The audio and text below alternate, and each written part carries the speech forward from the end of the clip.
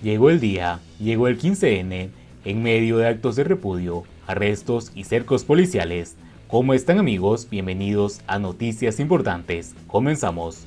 Muchos se preguntan qué pasará en Cuba en estos días, semanas y meses que se avecinan, dada la tensión que se vive a raíz de la falla sistemática del régimen y el alza de las protestas ciudadanas, nunca antes vistas en 62 años. Por primera vez en todo ese tiempo, la balanza parece gravitar más hacia una caída del muro de La Habana que hacia la permanencia de la dictadura en el poder.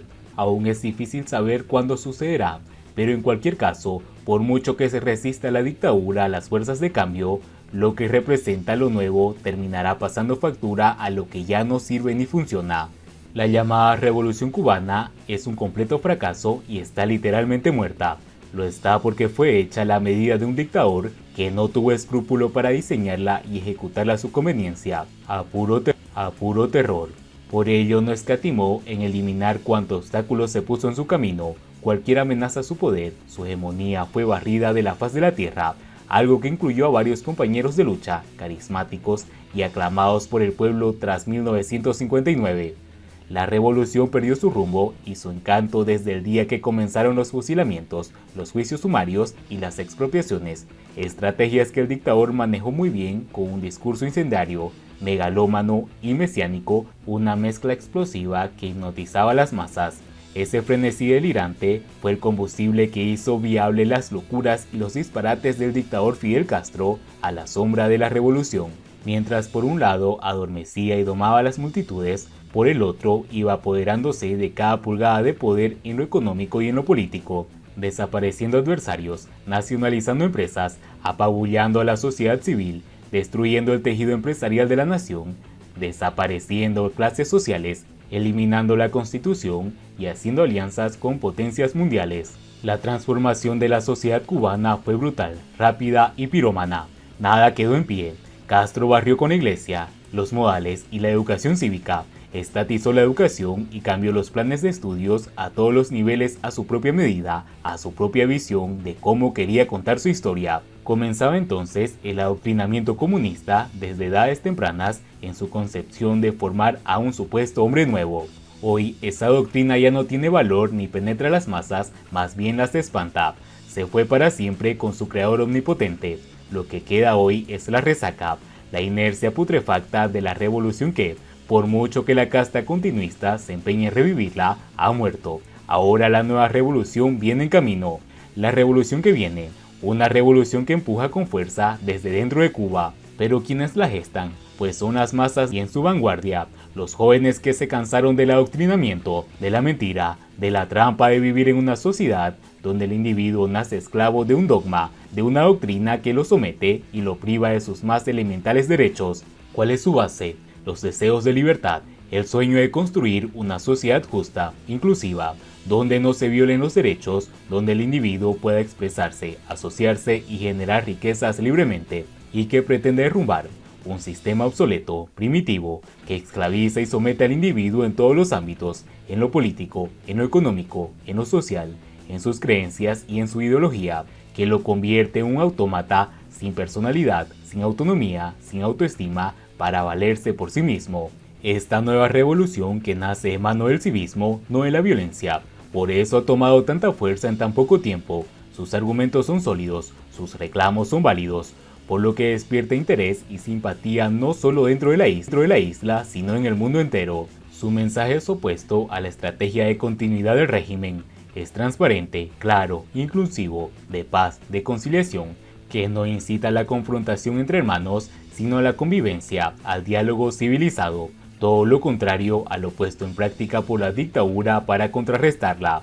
En la medida que este nuevo movimiento crece y se expande por la isla y llega a las fronteras internacionales, la posibilidad de que se materialice crece entre los cubanos. Su mantra genera un genuino y auténtico acto de fe en una sociedad que busca desesperadamente un cambio, el cual restituya de una vez por todas los derechos arrebatados hace más de 62 años.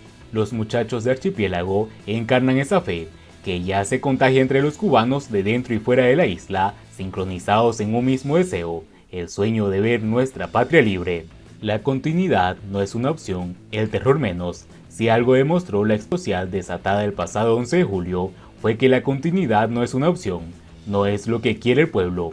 La nueva troika se ha empeñado en seguir un guión de continuidad diseñado por la mafia del poder. Sin embargo, no ha tenido éxito. En lugar de ejecutar profundas reformas, el títere castrista se aferró al guión de los octogenarios y como marioneta obediente ha terminado manchándose las manos de sangre. Y así, todas las medidas económicas implementadas por el gobierno de Díaz-Canel han sido un verdadero fracaso y hicieron evidente el vacío de poder que hoy tiene el régimen. La apuesta de Raúl Castro y sus octogenarios de seleccionar al títere castrista Díaz-Canel, además de repugnante, ha sido un error fatal, propio de una generación en decadencia que ha perdido la visión de un futuro, que se aferra a un dogma y a una forma de gobierno prehistórico, primitivo y anacrónico, de manera que no encaja en el mundo civilizado de hoy. En su retirada, el dictador Raúl Castro sabía perfectamente que Díaz-Canel no iba a dar la talla. Sencillamente lo usó y lo sigue usando. Al propio estilo de Cosa Nostra, Castro delegó el verdadero poder en su familia. Todo lo demás son piezas desechables. En su retiro, el dictador se llevó a descanso a los octogenarios y dejó el poder real en manos de su ex yerno, el general Luis Alberto Rodríguez López Calleja, quien participa en los 4 estancos de poder de la isla. Controla las finanzas del país y la economía dolarizada a través de Gaesa. Forma parte del buró político del Partido Comunista y es general de las Fuerzas Armadas y diputado en la Asamblea Nacional. Su hijo, a su vez el nieto favorito de Castro, es quien controla la seguridad personal de los dirigentes del país, quien les provee de escolta y al mismo tiempo quien vigila cada uno de sus movimientos. Alejandro Castro Espín, por su parte, controla los aparatos de inteligencia y de control. Ahora desde la sombra, después de que fuera desmantelada la Comisión de Seguridad Nacional bajo su mando, a disgusto de muchos generales que no estaban de acuerdo con semejante cargo, a raíz del escándalo por los ataques sónicos que terminó sepultando el deshielo, demostrando que este no fue más que un plan B, abortado con urgencia. La cara visible de la continuidad quedó pues en manos del títere castrista Díaz-Canel, un personaje gris, sin carisma, de discurso apagado, lleno de frases huecas y a veces con un lenguaje matonesco y vulgar que lejos de generar simpatía produce repulsión y aburrimiento. De esta forma, el error de Raúl Castro contribuía a una aceleración del vacío del poder y con ello a un aceleramiento del proceso de caída del régimen, que como bien se sabe tendrá un punto de inflexión máximo el día de su muerte. En este tránsito que ha separado su retiro de su deceso, Raúl Castro fue sorprendido por las protestas del 11 de julio. Aprovechó entonces para lanzar a Díaz-Canel a su propio suicidio político.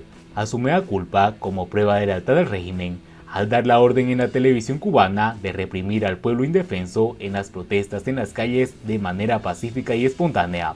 A partir de entonces, la troika de la continuidad, encabezada por Díaz-Canel, quedó marcada por ejecutar la estrategia del terror ideada y preestablecida por Castro, sus octogenarios y generales más recalcitrantes para sobrevivir y conservar el poder. Esto ha multiplicado el rechazo de la población hacia la figura del actual presidente. La poca popularidad que tenía al inicio de su gestión se ha diluido. La estrategia de terror desatada por el régimen ha agravado aún más la crisis y ha ahondado el vacío de poder que hoy existe en el país. Mientras más terror desate la dictadura, más adeptos gana el movimiento cívico nacido a raíz de las protestas del pasado 11 de julio. La estrategia de terror funciona más bien como antesala de la destrucción final. Las protestas ciudadanas han puesto contra la espada y la pared a la dictadura que se encuentra en el ocaso de su supervivencia. El movimiento cívico, surgido como resultado del deterioro de la situación política, económica y social del país, ha puesto sobre la mesa una verdad irrebatible.